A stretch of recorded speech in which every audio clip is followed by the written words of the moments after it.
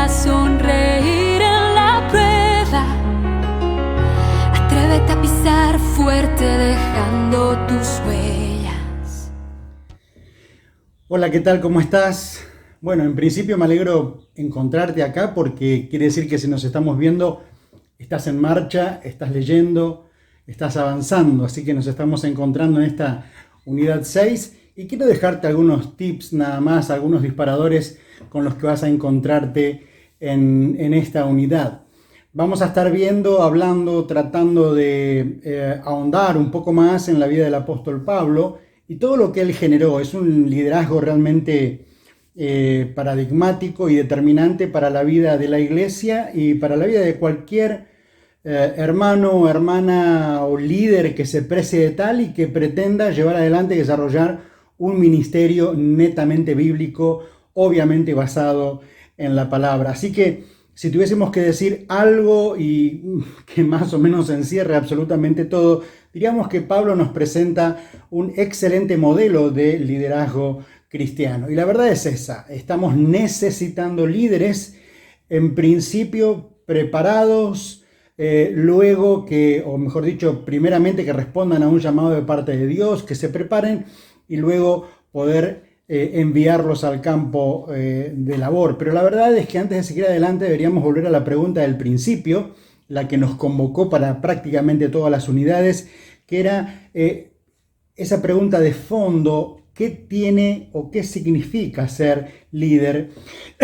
Tanto en los tiempos bíblicos como en este tiempo, ¿sí? Los tiempos que vivió la iglesia allí en el primer siglo no son muy diferentes de los tiempos que nosotros mismos estamos viviendo.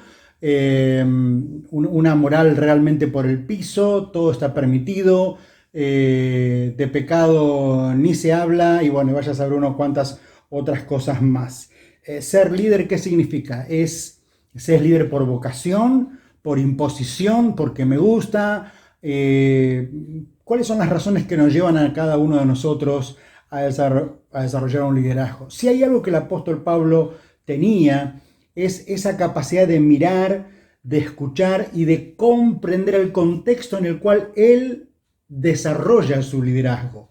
No es lo mismo Corinto que Tesalónica, que Éfeso, que la Odisea, que Macedonia. No es lo mismo en cada uno de esos lugares, por más que todos formaban parte del Imperio Romano, pero cada uno de ellos tenía sus particularidades. Y el líder tiene que entender que cada lugar en donde está trabajando, en donde está desarrollando su tarea, tiene sus propias particularidades. Algunas cosas podemos desarrollarlas en términos generales, pero otras muchas deberán responder al contexto en el cual nosotros estamos trabajando. Así que en principio en esta lección vamos a encontrar cómo deberíamos entender el liderazgo paulino cada uno de nosotros. Sin lugar a dudas, el apóstol fue tal vez el mayor evangelista, el mayor teólogo con el que nos encontramos en el Nuevo Testamento y en la palabra, el mayor misionero, el mayor plantador de iglesias.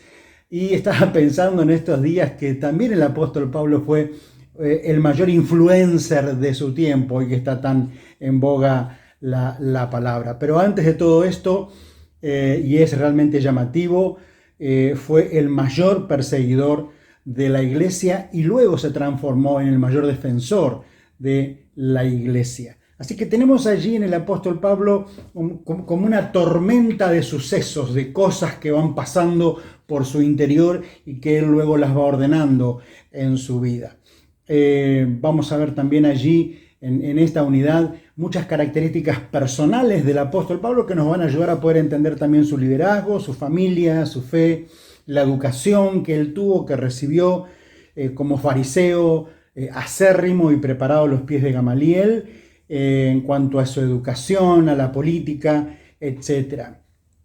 Un punto interesante que tocaremos en la unidad tiene que ver con lo que encontramos en la carta a los tesalonicenses, el primer escrito paulino que tenemos del todo el cuerpo epistolar del apóstol.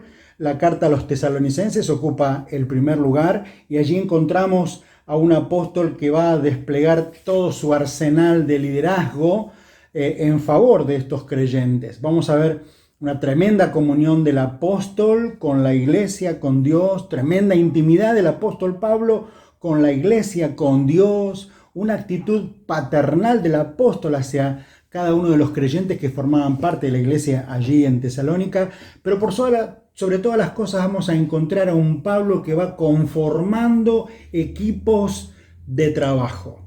Y esto creo que es fundamental para nosotros. Necesitamos conformar equipos de trabajo y saber cómo hacerlo. Ya lo hemos tocado allí en las primeras lecciones, en la segunda, por sobre todas las cosas. Así que nos estamos encontrando aquí con un apóstol, Pablo, totalmente entregado a Dios a través del liderazgo y del servicio a los demás.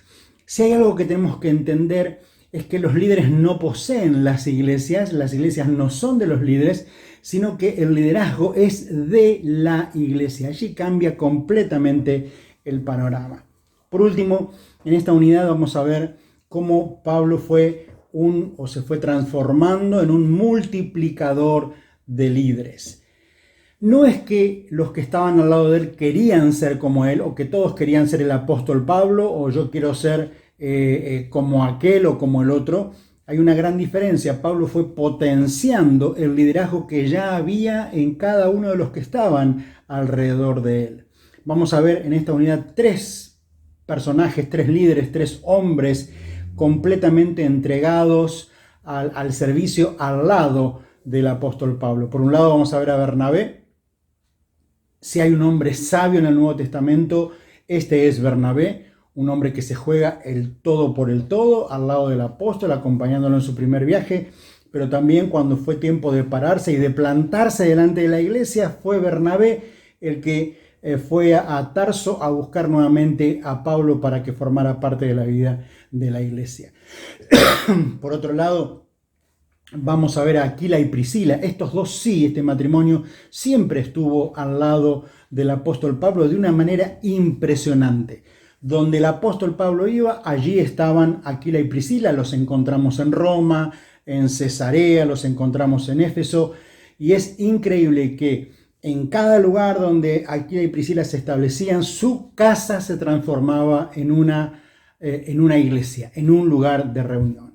Y por otro lado veremos también a Estéfanas, uno de los primeros frutos de Acaya, nos dice el Nuevo Testamento, un hombre entregado, una familia completamente entregada al servicio de los demás. Dice, esto es exactamente la palabra, que se entregaron al servicio de los demás. Bueno, no quiero adelantarme mucho más, pero vas a encontrarte con todas estas características en esta unidad y con un apóstol tremendo, un Pablo impresionante que va cambiando, madurando y se va transformando progresivamente en ese líder que Dios está procurando de él.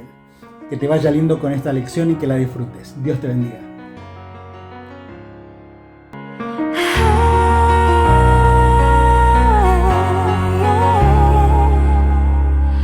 Atrévete a construir sin que nadie esté viendo. Atrévete a inspirar a otros con tu ejemplo. Atrévete a arriesgarte por lo que sueñas. Atrévete a ser feliz